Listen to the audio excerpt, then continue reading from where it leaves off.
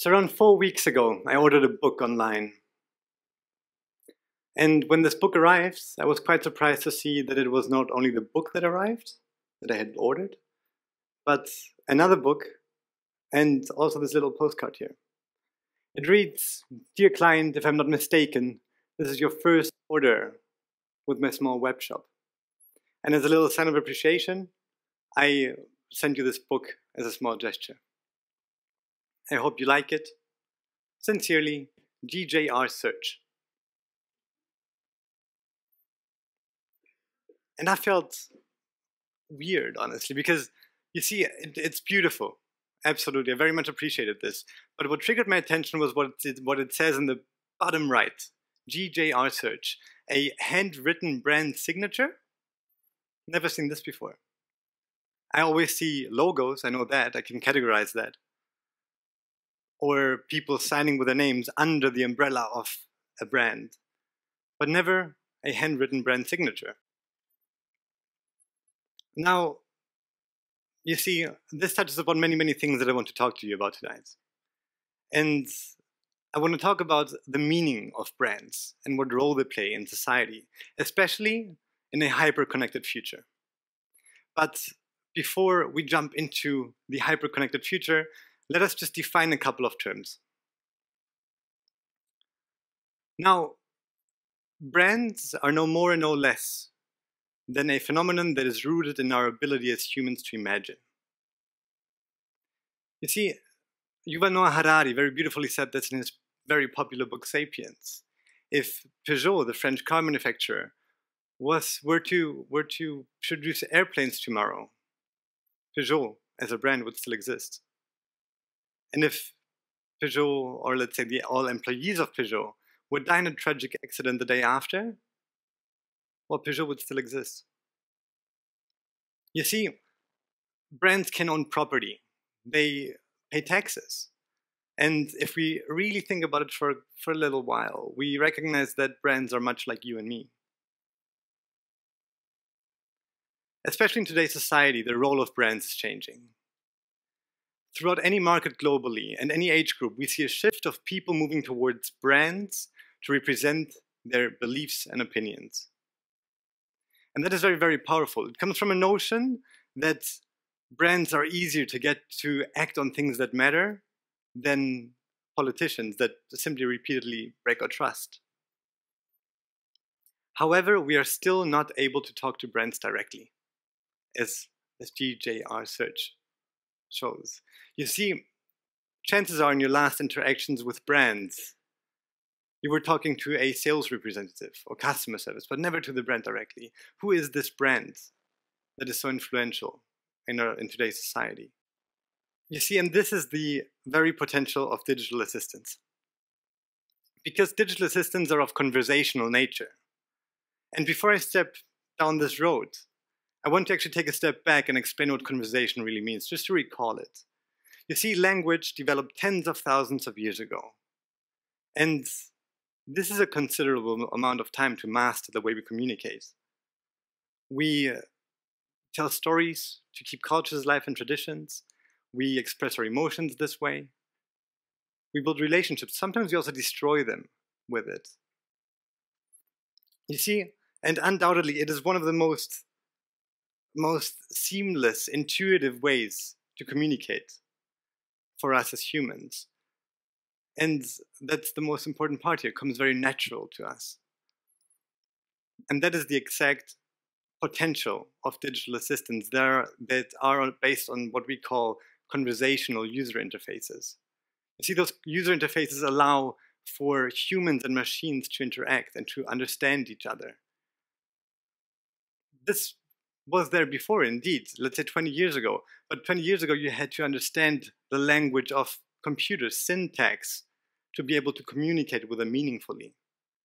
And now we do this in the humanly most native way, conversational speech. Let me give you an example.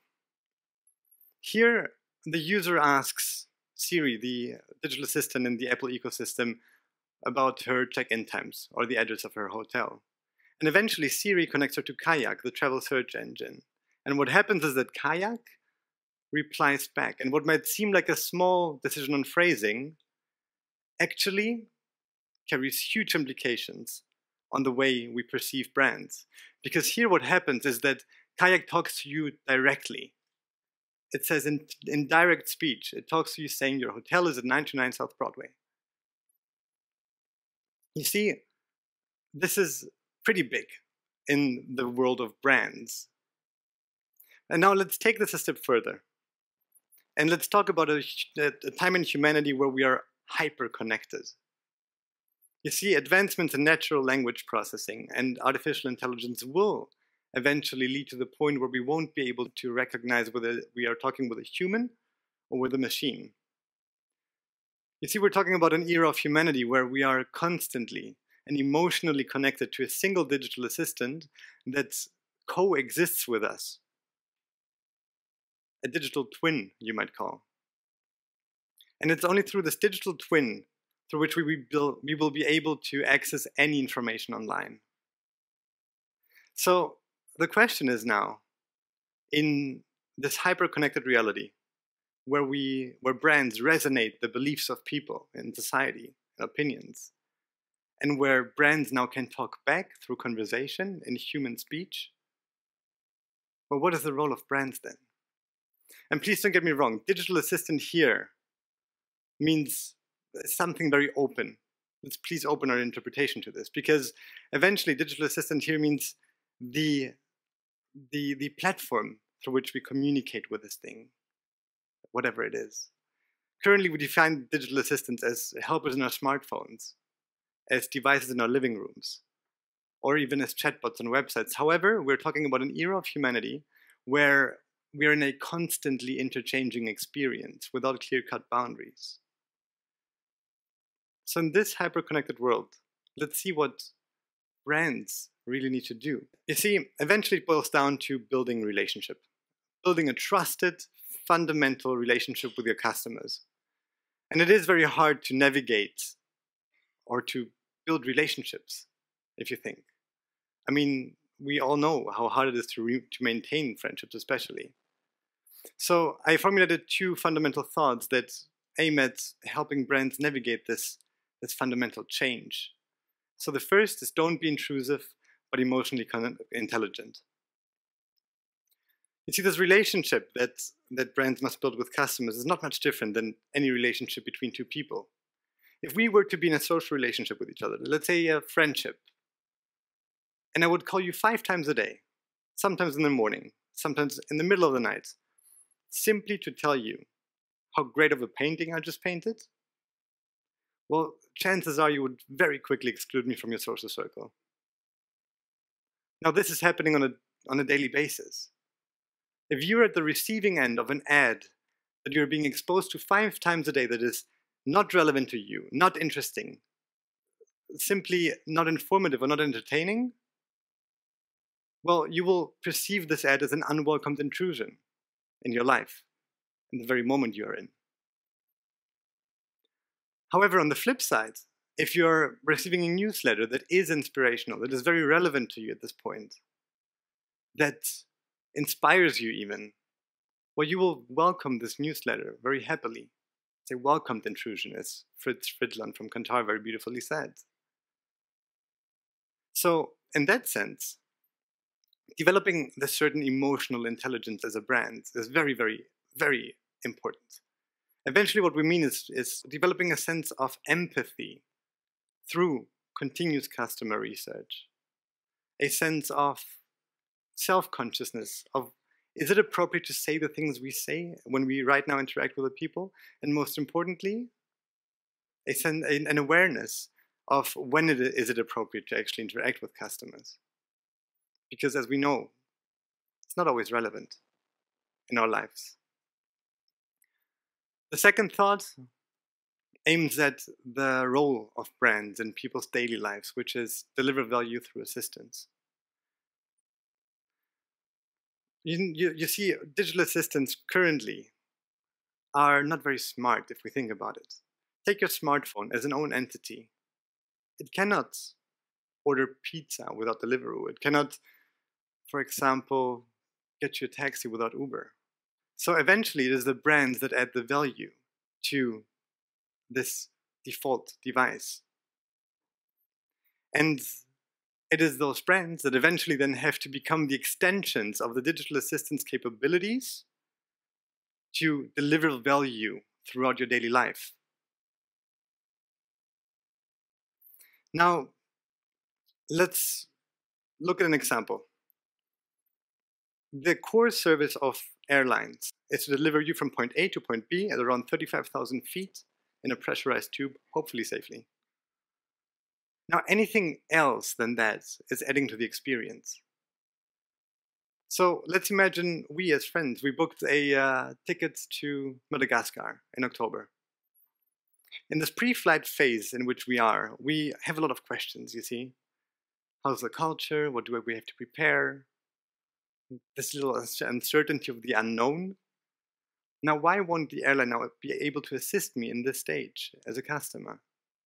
Why won't the airline give me recommendations for malaria preventive medication? Or even go as far as booking me an appointment with the doctors in case it's needed? You see, the beauty of this is that it doesn't take much. It doesn't take this developed technology that we were talking about to actually start building such assistive experiences. Absolutely not. Brands can start tomorrow by, as we just showcased, re-evaluating their brand and product and service periphery and actually ask themselves one single question. Am I being helpful enough with my website? Am I being helpful enough with my app? Or am I being helpful enough physically? It's no more, no less than that. You see, and it's those assistive experiences that I believe will foster the relationship between brand and customer eventually. And I want to come back to GJR Search. Because eventually, I think GJR Search, whoever they are, did something unintentional, but did something, which has started a relationship with me. And I can assure you, next time I find myself in the need of actually buying a book, I will at least think of them. So now what is the meaning then really of brands? I mean, we're talking about a world in which we substitute the word consumer with the word human or person. We're talking about a time where we will substitute the word advertising with the word recommendation.